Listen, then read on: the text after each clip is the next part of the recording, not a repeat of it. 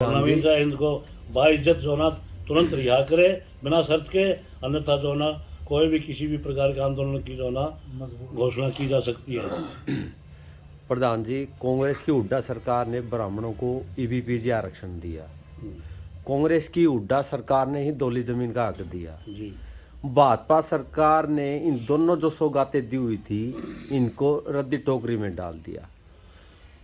उसके बावजूद भी आप कह रहे कि अभी तक आपका मोह कहीं ना कहीं बीजेपी की तरफ मोह भंग नहीं हुआ। मीन्स अभी तक पूरी तरह वो कांग्रेस सरकार ने दिया, इन्होंने छीन लिया, फिर भी आप क्यों पीछे पीछे जा रहे हैं? विशेष में नहीं, क्या हम कारण है? हम भी ब्राह्मण समाज अपने स्वाभिमान को खो चुका है, या वो इतना स्वार्थी हो चुका कि उसको थोड़ा सा कुछ दिखाएं बुलाएं और वो वहां चला जाता है विश्व पे? देखिए, हम जो है ना हमारा मोह भंग तो मैंने कहा कि होता जा रहा है।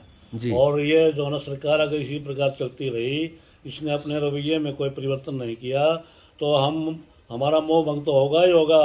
ब्राह्मण जो है ना मैंने कहा नहीं सक्षम है परिवर्तन करने के लिए, और उसी के सिलसिले में जो है नहीं, अब जैसे कि आपने दौली के विषय में कहा, ईबीपीजी के विषय में कहा, ठीक है, हुड्डा साहब के समय दोनों की बातें बनी थी, ईबीपीजी का कानून बना था और दौड़ीदार, लेकिन इस सरकार के विनाश काले विपरीत बुद्धि, मुझे लगता है कि सरकार का जो है ना उल्टे दिन शुरू हो चुके हैं, तभी जो है ना इस प्रकार के ये उल्टे निर्णय लेती है, उल्टे जो है ना कार्य कर रही है। नवीन जैन ने पिछले दिन एक बड़ा सवाल उठाया था कि भाजपा सरकार ने ऋषि और कृषकों को आपस में लड़ाने का काम किया है।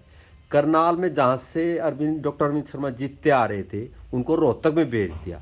उस संदर्भ में कहा है, बस आपका क्या मानना है? क्या हमारी जो परंपरागत सीट थी करनाल की, जी उसको वहाँ से छीनना, इसमें बिल्कुल मंशा जो है ना इसकी मुख्यमंत्री की मंशा सही नहीं है। और वहाँ पर अपने आप को काबिज करना, क्योंकि एक परंपरा, ठीक है हम मानते हैं, भले ही आज हमारे 4 सांसद हों, हमारे समाज के 2 राज्यसभा के 2 लोकसभा के, लेकिन उनकी तो उनसे तो ज़्यादा जो है ना वो हारा हुआ एमएलए रोहतक का वो है, उसकी चलती है। ये 4 एमपी तो नाम के बना दिए, ये बड़ा नाम है, इनकी कोई किसी प्रकार की वो नहीं है, इनकी कोई हैसियत नहीं उसके सामने, मुख्यमंत्री के सामने। मुख्यमंत्री इनको कुछ समझता नहीं, इनके कोई काम नहीं होते, वो खुद निराश है इस बात से। वो भले ही ना कहें, वो अनुशासन में बंधे हुए हैं, लेकिन हमने जो ना, जब जो जनता जाती है, जनता जाकर देखती है कि वो बेचारे किस प्रकार का जो ना माहौल में रह रहे हैं। वहाँ से तो अच्छा जो ना जो रोहतक से हारा हुआ एमएलए है, वो अपने आप को मुख्यमंत्री मानता है। टोहाना के अंदर हल्के में 2 मंत्री बना रखे हैं इसने, एक हल्के में 2 मंत्री, एक मंत्री है, एक कैबिनेट मंत्री बना रखा है।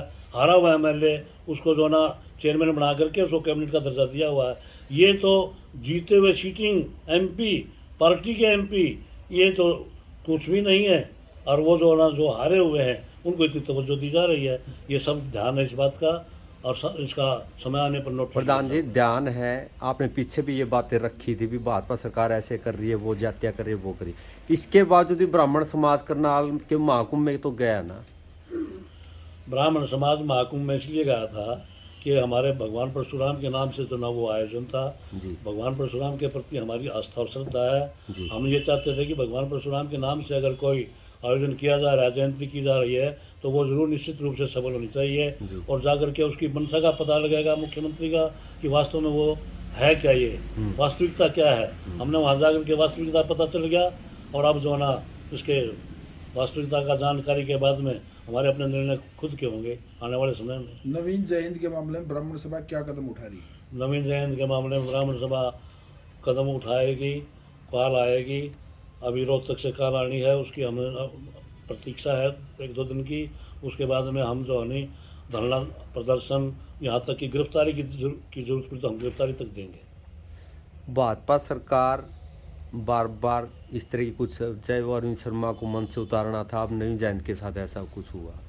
ब्राह्मण समाज क्यों नहीं समझ पा रहा, क्यों नहीं फील्ड में उतर पा रहा? क्या कारण है बेस उस पर? ऐसा क्यों आंदोलन नहीं खड़ा कर पा रहा? ब्राह्मण समाज थोड़ा समय देना चाहता था इसको, सरकार को, किसी भी काम करने वाले को कुछ समय तो चाहिए। कल को ये शिकायत ना है कि हमें समय नहीं मिला और तुरंत जो है ना।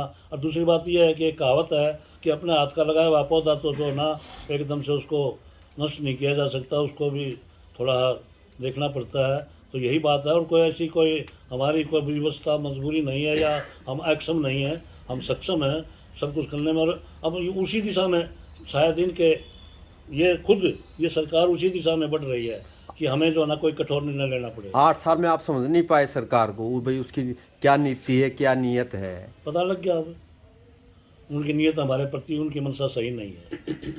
सरकार जो है ना पूर्वाग्रह से ग्रस्त है। वो कारण व्यक्तिगत, और डॉक्टर अरविंद शर्मा को व्यक्तिगत रूप से फंसाया गया वहाँ पर। करनाल से जो है ना उसको उखाड़ करके कोई वजह रही होगी वो जाने, लेकिन करनाल से जो है ना वहाँ पर रोहतक के अंदर वहाँ पर इस भावना से फंसाया गया था कि ये जो है ना यहाँ से जीतने वाला नहीं हारेगा और इसकी औकात का पता लग जाएगा।